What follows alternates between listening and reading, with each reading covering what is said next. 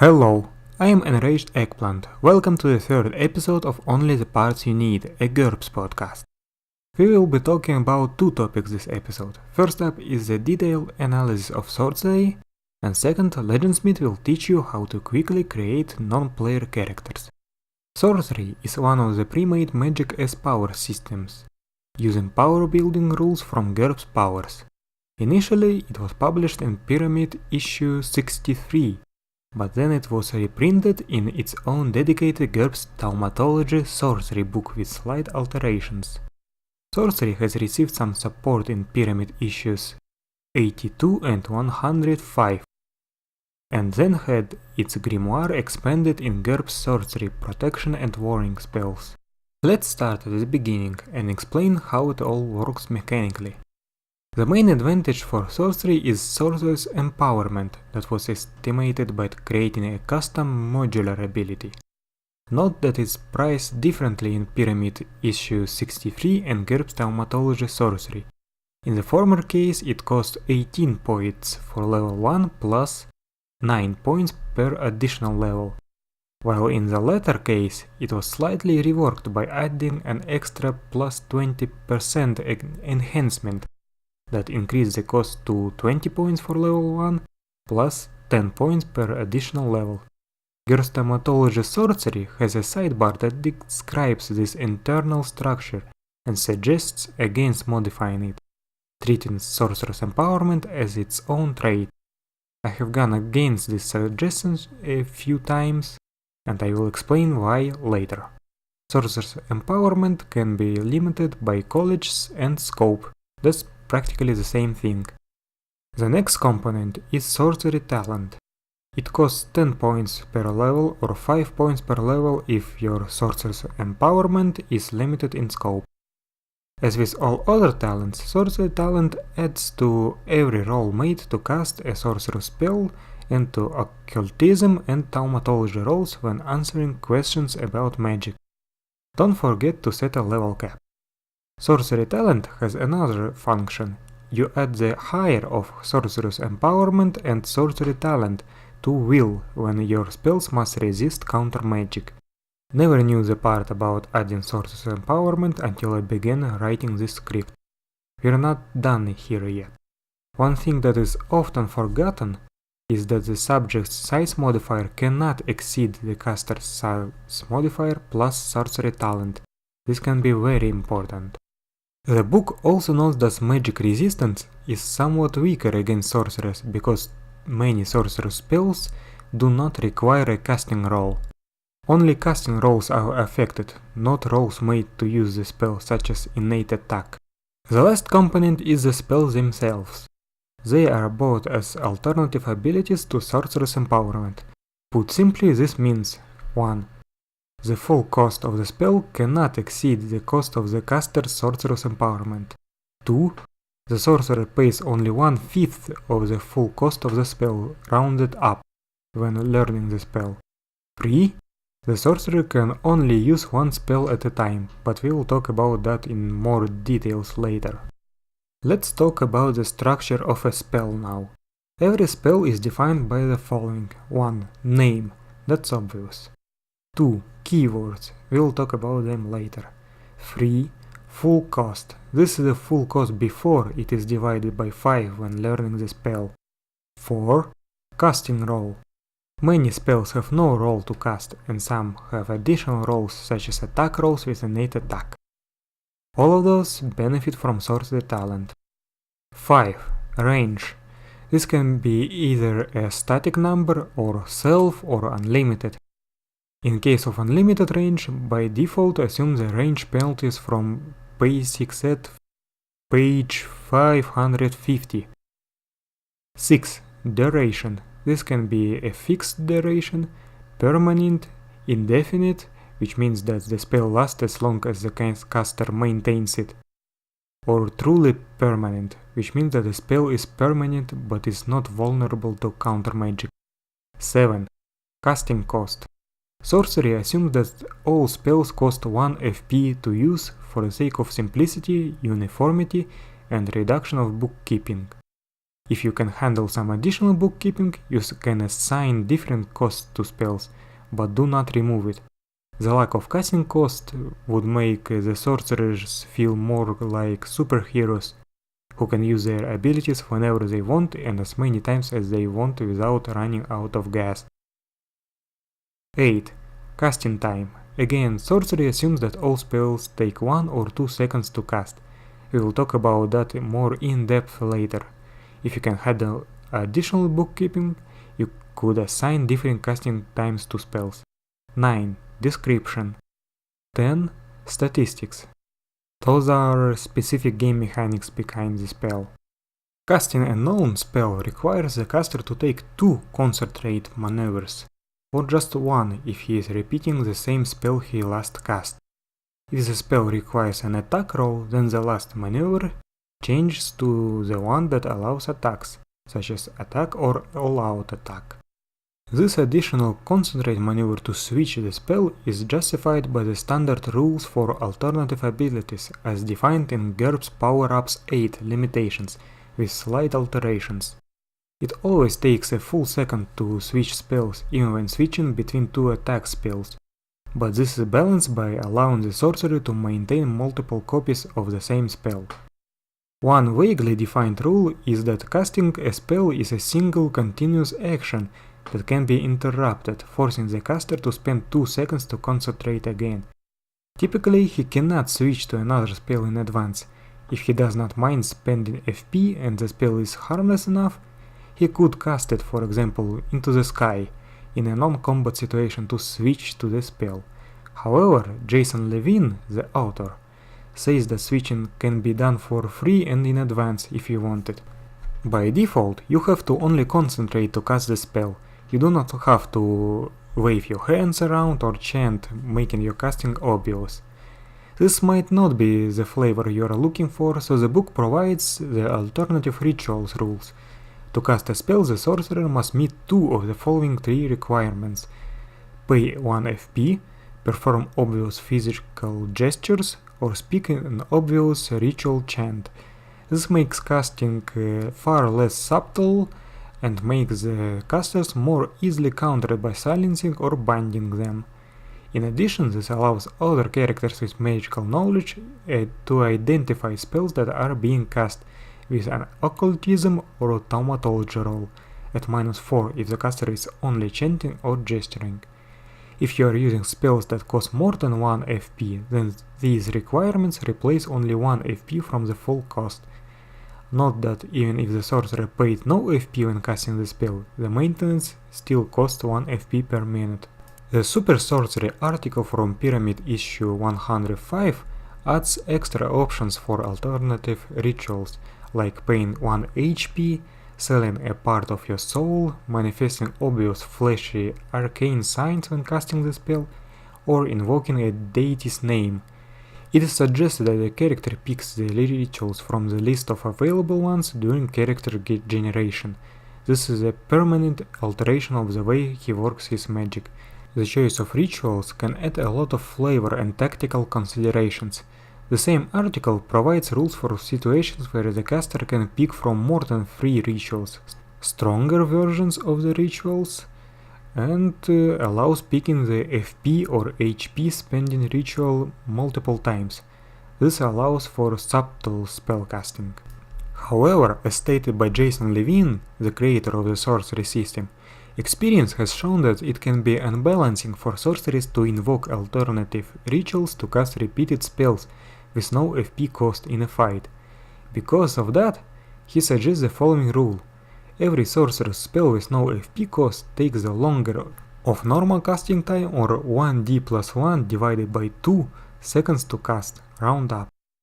Roll for this when beginning to cast. If you don't like the result, you can abort, wasting your action this turn. In most non-combat situations, you can simply ignore this limitation. Personally, I like this house rule and use it in my games. The next step is making a casting roll, if it is required. A critical success eliminates the spell's FP cost and provides additional benefits, something around a plus 50% increase in effectiveness. Failure means that the spell fizzles. FP spent on it is lost, but the sorcerer can try again at no penalty. A critical failure causes the caster to lose 1d FP, have his sorcery shut down for 1d seconds, or something equally bad to happen. When casting a leveled spell, the caster can opt to use extra effort by making a will plus talent roll at -4 per added level. Success raises the effective level of the spell for this particular casting, costs 1 extra FP, but does not take extra time. A critical failure makes the caster lose 1d FP and his sorcery shuts down for 1d seconds. Typically, this extra effort option is only available for known spells, but the GM can allow it for improvised spells too, but never for spells cast with hardcore improvisation. The Super Sorcery article from Pyramid issue 105 adds optional rules for applying even more extra effort. Now that I've mentioned it, let's talk about improvisation. This feature is what makes sorcerers flexible. A sorcerer may improvise any spell with a full cost no greater than his sorcerer's empowerment level. This makes sorcerers that limit their sorcerer's empowerment by scope or colleges able to improvise stronger spells than their peers with unlimited sorcerer's empowerment, because their level will be higher, despite spending the same amount of points. Otherwise, casting an improvised spell works just like casting a normal spell. There's also hardcore improvisation that is stronger but much more difficult. Hardcore improvisation lets the sorcerer improvise a spell based on the cost of his sorcerer's empowerment rather than its level. This requires no additional time, but requires at least 3 extra FP. After the first concentrate maneuver, the caster pays 3 FP and rolls against his will plus talent. He may substitute will-based thaumatology for will, if better. This roll takes the following modifiers: -4 if the full cost of the spell is no more than 25% of the cost of your sorcerer's empowerment, -6 if no more than 50%, -8 if no more than 75%, and -10 if higher, up to 100%. +1 for every additional FP you spent above and beyond the 3 FP required, but this can only offset the penalty for the spell cost, not provide a net bonus. If the caster succeeds, he improvises the spell for a single casting. On a critical success, he recovers all FP spent on improvisation and gets a +1 bonus to any rolls to cast or use the spell. He still has to cast the spell, paying its normal FP cost and making all required rolls. If he fails the casting roll, he'll have to improvise the spell again. Note that casting a spell improvised this way does not switch you to the spell, you still have to take 2 concentrate maneuvers to cast it again. If your improvisation roll results in a critical failure, then your sorcery shuts down for the next 1d minutes. If you have GURPS powers, feel free to use the more complex crippled abilities rules. The most important thing about improvisation that is often overlooked is the improvisational limits. The GM should restrict sorcery to an approved grimoire for the campaign, declaring that only this spell can be learned or improvised. If he allows sorcerer to improvise completely new spells, then such spells must make sense as new general spells for the setting, with general being the key word here. Ignoring this part will make the sorcerers way too powerful and flexible and probably will ruin the whole experience. Before I start talking about the spell types, I'd like to talk about simultaneous spells and spell maintenance. The huge discount on known spells stems from the alternative abilities rules. The sorcerer can only maintain one spell at a time, at least by default. He can increase this limit by paying the full cost of his most expensive known spell. This way he'll be able to maintain 2 spells at once. To maintain 3 spells, he must pay full cost for 2 of his most expensive spells, and so on. The Super Sorcery article from Pyramid issue 105 adds optional rules for more flexibility: partial sorcerer's empowerment and fractional full cost. It should also be noted that since sorcery is built using the alternative abilities rules, anything that disables one ability disables the whole collection regardless of the number of slots as per GURPS Power-Ups 8 limitations. This includes crippling sorcery with a critical failure, overexerting yourself with a spell based on warp, or being affected by neutralize. However, if you are casting a spell that is based on an advantage that can't be activated until its duration expires, such as luck or neutralize with the power theft enhancement, then you are freezing only that slot. You may continue to swap other abilities into your remaining slots. If you have only one slot, then your entire array is disabled for the duration. Some spells require maintenance. If a spell has an indefinite duration, then it lasts as long as the sorcerer maintains it, paying 1 FP per minute. This requires no special actions. While the sorcerer maintains a spell, he cannot cast other spells unless he paid some extra points, as I have explained before. Spells with any other kind of duration do not require maintenance. I've heard people say that a buff spell is dispelled once the caster switched to another spell, but this is wrong. If you are using Jason Levine's house rules, cost fatigue should be minus 10% per level instead of minus 5%. Therefore, the version bundled into the sorcery power modifier needs to be weakened slightly. As such, all indefinite spells cost 1 FP every 10 minutes instead of every minute. Now let's talk about spell types, the things that go into the keywords field of the spell. They are used as a shorthand to indicate which special rules apply without writing them out every time. Area spells have a fixed, leveled or special areas. These effects are placed at +4 for aiming at an area. Note that an area has a height of 4 yards. If the area depends on the spell's level, then the caster can always opt to affect a smaller radius. One thing that is new to me, that you calculate range from the sorcerer to the edge of an area, not the center. Buff spells apply beneficial traits to others. The caster makes an innate attack gaze roll to hit the subject from afar. If the location hit has DR, with no tough skin limitation, then the subject has to make an HT roll at a penalty equal to that DR for the buff to work. Magic resistance forces the subject to roll against HT even if he has no DR and penalizes this roll. It should be also noted that buffing unwilling subjects works differently in Pyramid 363 and GURPS Thaumatology Sorcery. If using the pyramid rules, then the unwilling subject can resist by rolling against HT as normal, but if you are using updated rules from GURPS Thaumatology Sorcery, then the unwilling subject resists buff spells automatically. This is important because some buff spells provide situationally negative traits. I remember using buff spells to turn enemies into piles of leaves. That was a mistake. Don't do that. One other thing I haven't noticed before is that buff spells lack the underwater enhancement. This means that they only can be used as a touch spells underwater. This is very important if you are playing in an aquatic campaign. If you want to make an area buff spell, remember how DR works against such abilities. This will force subjects who have even a single piece of armor with no tough skin to make HT rolls to be affected. Build such spells with malediction, like area resisted spells. Information, jet, obvious, resisted and weapon buff spells do not have anything special worth talking about. I will just say that I see no reason not to introduce armor buff spells. If you do make such spells, remember that spells typically affect discrete objects, so only a single piece of armor will be affected, not the whole suit.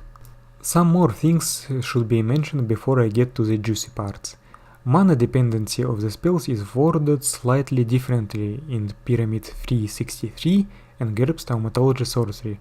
Although the +3 to resist resisted spells in low mana might be just an interpretation of halved effectiveness. Consult your GM prior to the game on this topic. The other one is the damage limit.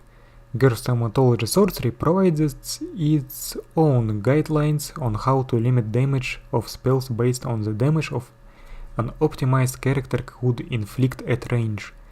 Pyramid 382 introduces the sorcerer template for Dungeon Fantasy and limits damage based on sorcery talent, and Jason Levine on his blog suggests limited damage based on the sorcerer's empowerment level. The link to the post will be provided in the description.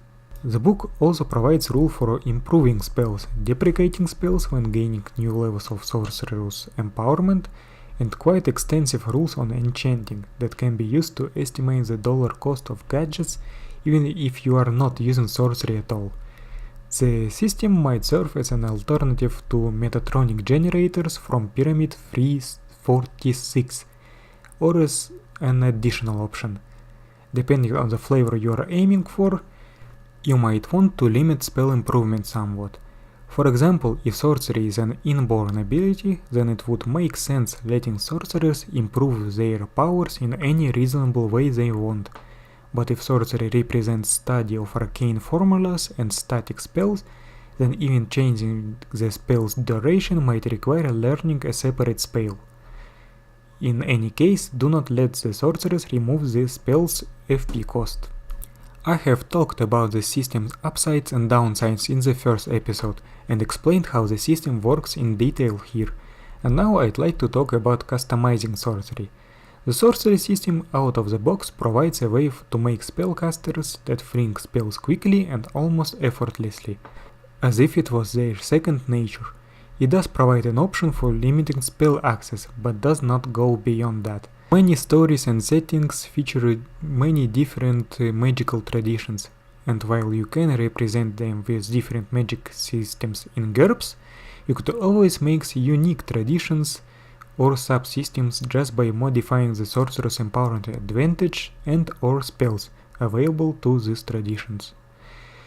There's 3 aspects of sorcery that you can modify. 1. Sorcerer's empowerment. Modifying this advantage can change the scope of the magical abilities available and how you improvise them. 2. Spells. Restricting spells to a certain form, changing their power modifier.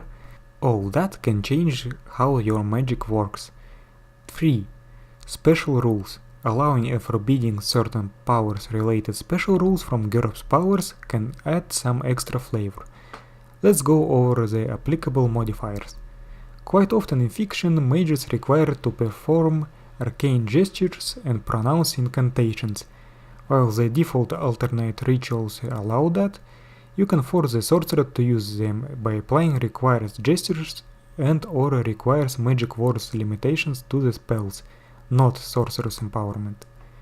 In addition, you can apply requires material component if the caster must hold a specific object in hand to cast the spell, or trigger if this object is also expanded. These limitations make sorcery feel more like magic than like superpowers, but allow the opponents to counter the sorcerer's abilities by restricting his speech or movements. But perhaps that is exactly what you are looking for. If these requirements apply to all spells, then they can be combined with the existing power modifier. If they vary from spell to spell, then you have to spell them out separately. You might want to switch the base attribute for spellcasting by applying based on different attribute own roll enhancement to spells that need it. This allows you to replace the spell's casting roll, that's more often than not either IQ or will, to dexterity, health, perception, or even a calculated base. This can represent the caster channeling his inner life force, spotting the flow of mana in ley lines, or something else. But be careful, as this enhancement can have unforeseen consequences. Consult the magic based on other attributes section in GURPS Thaumatology, pages 29 to 31.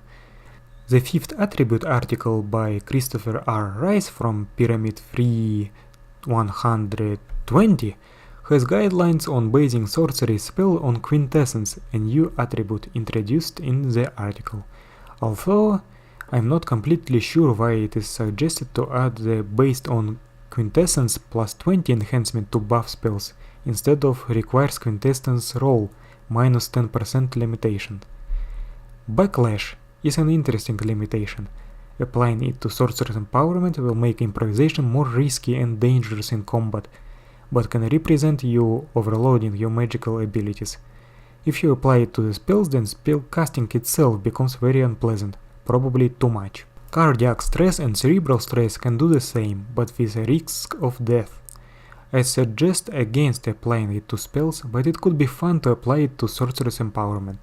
Sorcery has a sidebar about making spells with high FP cost, and if that is not enough for you, you can also make some spells cost HP, or make all spells cost HP, but remember that the Blood Magic alternate ritual from Pyramid 105 exists.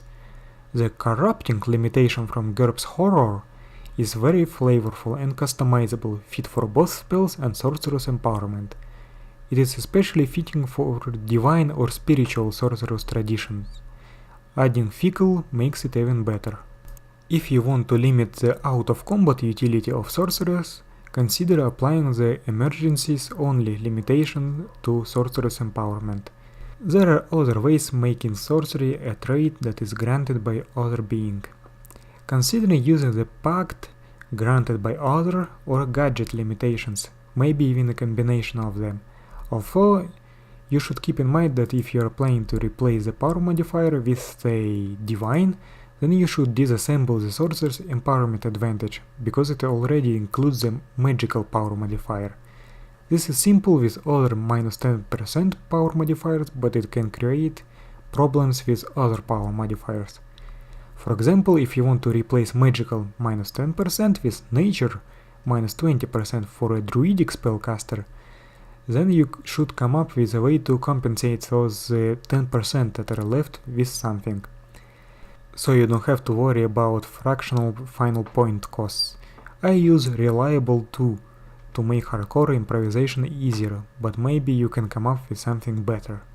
You can change the time it takes to cast or improvise spells by applying takes extra time or immediate preparation required. Applying the latter to Sorcerer's Empowerment can greatly decrease the sorcerer's flexibility in combat, but leave his out-of-combat utility relatively unharmed. On the other hand, you can apply takes recharge, limited use, or periodic recharge to let the sorcerers improvise once or twice in combat. Nuisance effect and accessibility can do almost anything you can imagine. There's a wide array of things you can do with them, from allowing the sorcerer to cast or improvise spells only at night, to limiting him to spells written in his spellbook, to whatever you can imagine. In addition, consider looking through the Powers in Action chapter in GURPS Powers and decide what rules apply to sorcery or to specific magical traditions in your game. These combinations can greatly enhance the flavor. Specialized critical failure tables from GURPS Thaumatology and GURPS Magic could work too. In the most extreme cases, you can also replace Sorcerer's Empowerment with a different type of modular abilities, using the rules from GURPS Powers. There is 11 spell-based traditions on my blog, but I use even more in my games. What can I say? I love kitchen sinks.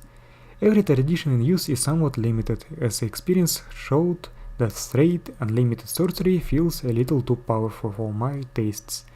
On the other hand, my gaming group frequently points out how dumb and unbalanced some of my rulings are, so take everything I say here with a grain of salt.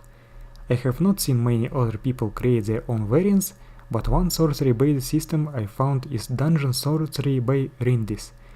It gives sorcery an old-school AD&D feel, and I suggest you to check it out. The link will be provided in the description. I believe that's all I have to say for now, and I hope that you now understand how sorcery works, just how flexible it really is, and how you want to adjust it for your game.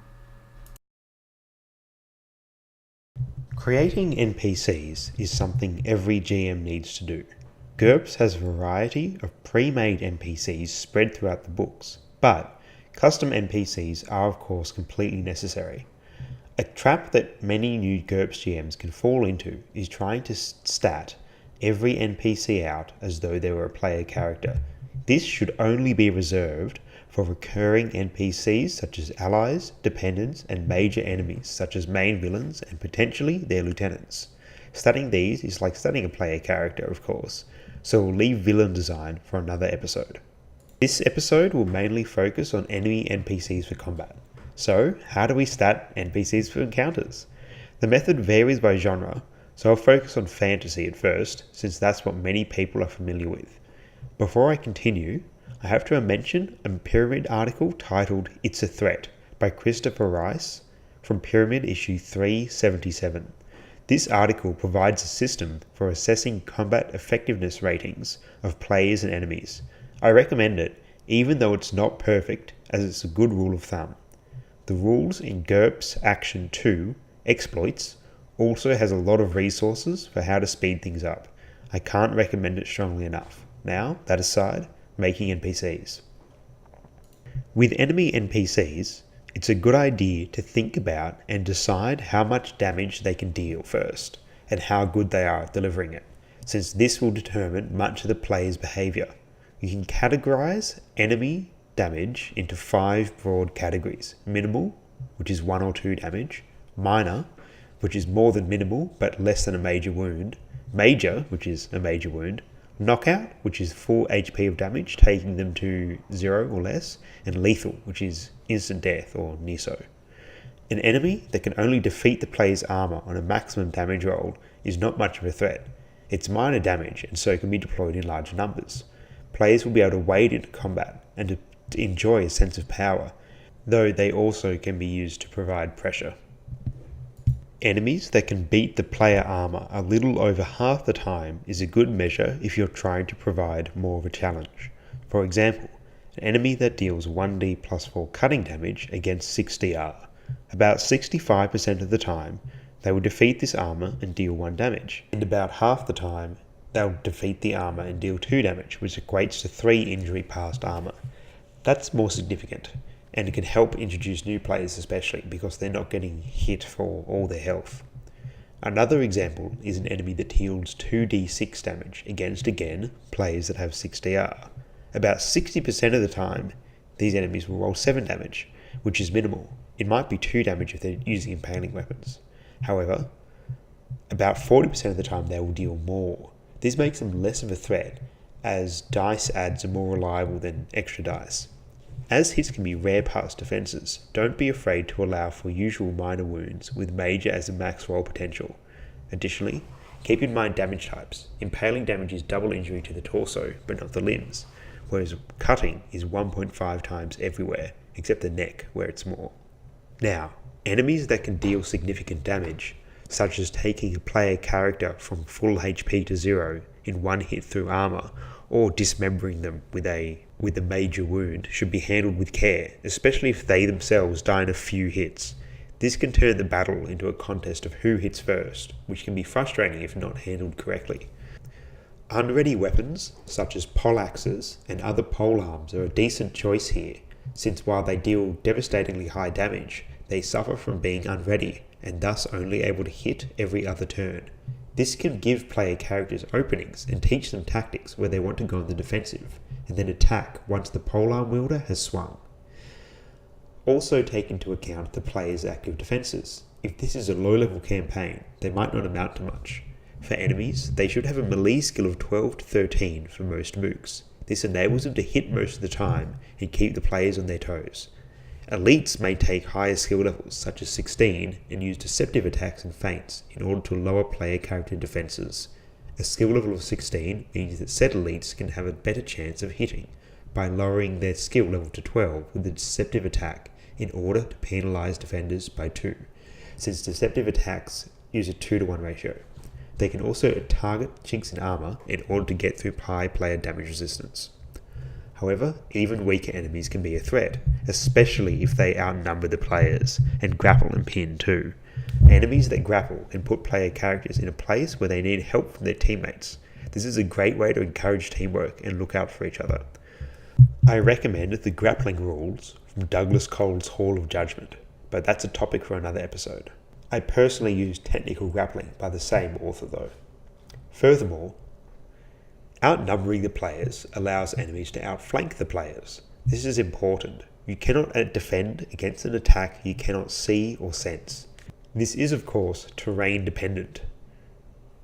tried to provide options for players to exploit in any combat, but especially against numerically superior force. Remember, an attack from behind can claim a telegraphic bonus for +4 to hit without giving the enemy the usual dodge bonus, since they can't see it coming. This can be combined with all-out attack determined or all-out attack strong too, for devastating knockout blows. The skull is only -5 to hit from behind, so this vulnerable location is far more easily targeted by flanking enemies.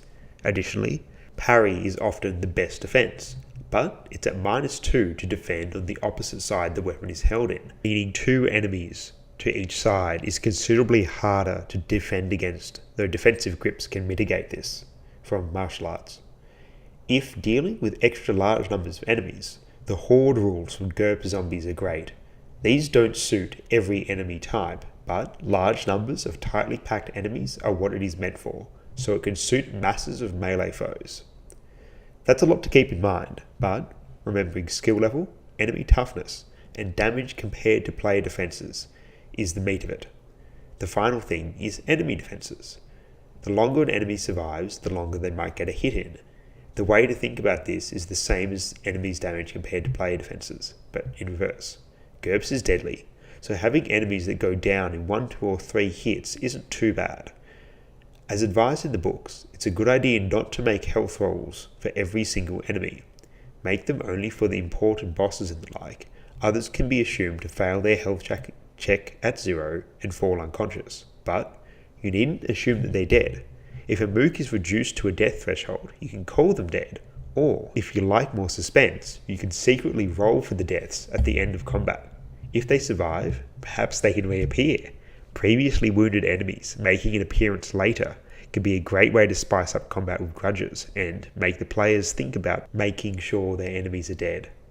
When I make an enemy NPC, I just need their 4 primary stats, their basic speed and move, and a few weapon and combat skills, and then I give them a wildcard skill or 2 that suits their particular archetype. For example, a soldier may have strength 12, dexterity 10, IQ 10, health 11, and the skills spear 13, brawling 13, wrestling 12, and the wildcard skill soldier at 11 or 12. The leader of this group may have leadership or tactics at 11 too. Their strength and spear weapon give them a damage of 1d +2 with their spears and 1d -1 with their punches. I can say that they have a simple Jack of Plates armor for DR3 and their move is 5, or if their armor is heavier, their move will be 4. That's all I need to write down. No need to worry about point value. What matters is their effectiveness. If this spearman is up against a player character with the 6 DR armor, the spearman will be in trouble. A character with weapon skill 16 and 6 DR can take quite a few hits from these spearmen. For a newer GM, I recommend making a cheat sheet that contains the damage adds of a few common weapons, a strength table of strength 9 to 14 or so, and a few armor values with the usual move that an enemy wearing them has. This means you can easily have the combat relevant parts of fodder enemies on hand all the time to put together as you need. Back to the spearmen for a moment. They can pose differing levels of threat depending on how the GM plays them. I mentioned the leader. More competent NPC leaders is another great way to spice up combat. Consecutive blocks and parries incur large penalties, so if these spearmen were fighting superior player characters, they may be ordered by a good leader to target one player to wear them down. They're not telepathic though, so having their leader shout the orders means the characters have warning of the onslaught. Shouted commands from NPCs is an excellent way to make extra languages valuable in combat too. If the enemies are foreigners, they won't speak the player's character's common tongue. Alternatively, these spearmen under an incompetent leader will be disorganized and unfocused, making the fight easier. Player characters may wish to focus on eliminating competent enemy leaders to make fights easier, and this kind of tactics can be really fun for the players. A final note is on special powers. Damaging powers are straightforward. You can simply work out the threat level that they can exert in the way I mentioned earlier. Enemies that can deal lethal hits with powers should be rare, have cooldowns or wind-ups, or be able to be parried. Special powers can be used to spice up fights a lot. A great way to think about it is consider enemy powers that force the players to help each other out, but try to avoid things that make all but one player obsolete. For example, flight if only one person has a ranged attack. But letting individual players shine is also good, such as a magic enemy against a player wizard with the dispel. The other characters need to keep their wizard safe lest they be at a large disadvantage. Now, here's another example, a Vine Ogre. This was created as a boss fight for my group, which consists of 4 400-point characters and their followers. The Vine Ogre is supposed to be very threatening, thus I gave it a powerful attack, a 2d +7 giant axe. There are some tough characters in the party, including some with DR over 8. Axe attack is a very powerful attack, capable of bringing a player character down to 0 in one hit, even with their powerful defenses, but it's not guaranteed. Still, in light of this, I made it an unready weapon. This lends a sense of pondering power to the fight. It means that it's not an omnipresent threat. I used the teamwork rules too, so the player characters can help shield each other if they're close together. However, there is another threat. The Vine Ogre has 2 binding attacks and a shield. It can always shield bash, as this is not an unready weapon, though this deals far less damage at 1d +2 crushing. The binding is strength 8, but can be layered. It's also vulnerable to cutting and fire. The shield is merely a slab of bark and wood, and so it can be destroyed or set on fire. It has a defense bonus 3, DR 3 and HP 66. At HP 33, its defense bonus drops by 1. Finally, the Vine Ogre has a Thorn Burst attack that has a 5-second cooldown, but is vulnerable to being destroyed. The Thorn Fruit swell and burst to shower a large AoE with thorns that inflict moderate pain, but the fruits can be destroyed by just 1 point of damage before it's finished swelling.